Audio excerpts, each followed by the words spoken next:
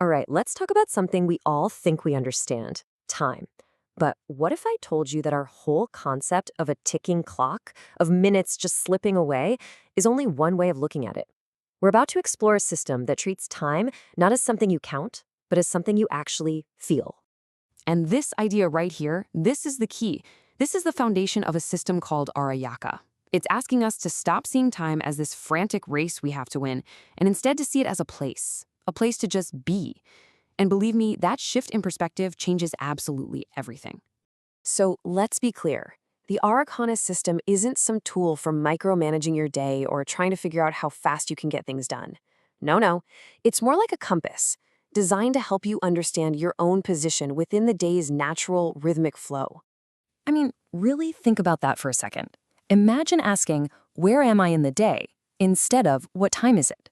That fundamental shift is exactly what the Arreqqana clock is all about. So how on earth does it actually work? Okay, so to really get this, we're going to start with the basic structure, the mechanics of the day. And then once we've got that down, we'll get to the really fascinating part, the personality of time itself.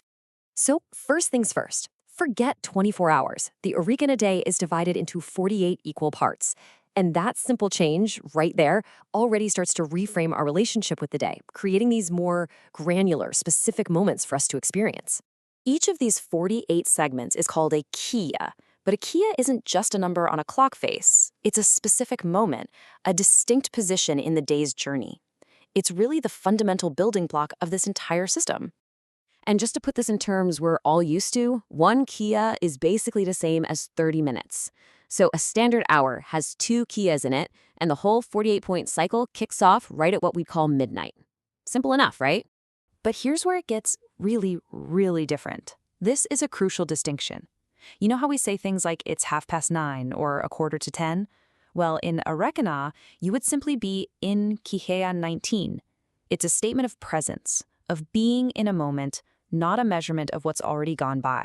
Okay, so we've got the numbers down, but now, this is where the system really comes alive. This is where it stops being a clock and starts being a living, breathing thing, because it's not just about which Qhiya it is, it's about what kind of Qhiya it is.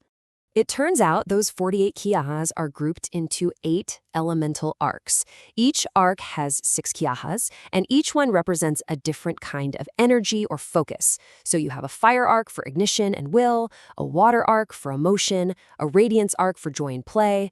The whole day has this beautiful rhythm that flows through these different moods. So for example, let's look at Qhiya 3. Its name is Cos or Flame, and it's part of the fire arc. Its mood, it's all about drive, ambition. But then later in the day, you enter Qhiya 15, Sava Flow, which is in the water arc, and that's a time for empathy. You see, every single moment has its own name and its own distinct feeling. And this just shows you how the whole mood of the day is expected to shift. You might be in Qhiya 21, Doma Stone, which is a time for grounded, focused work. But later comes Qhiya 31, Luma Joy, a time for lightness, for expression. The system actually encourages you to align what you're doing with the energy of that specific moment.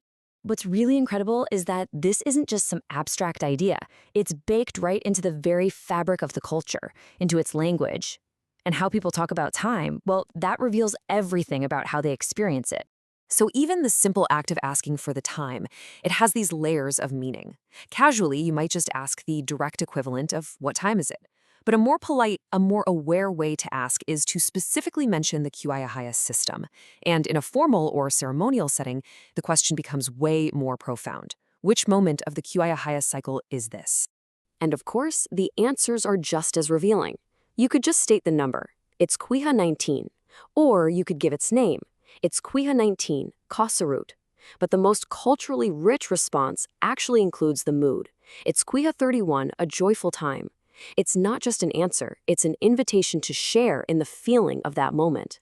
So you see, it's not just about spitting out a number. The act of telling time isn't the sterile exchange of data. It's about communicating the quality, the feeling of the shared environment you're both standing in at that exact moment. You're literally describing the nature of the present. So, what's the big deal? Why does a system like this even matter?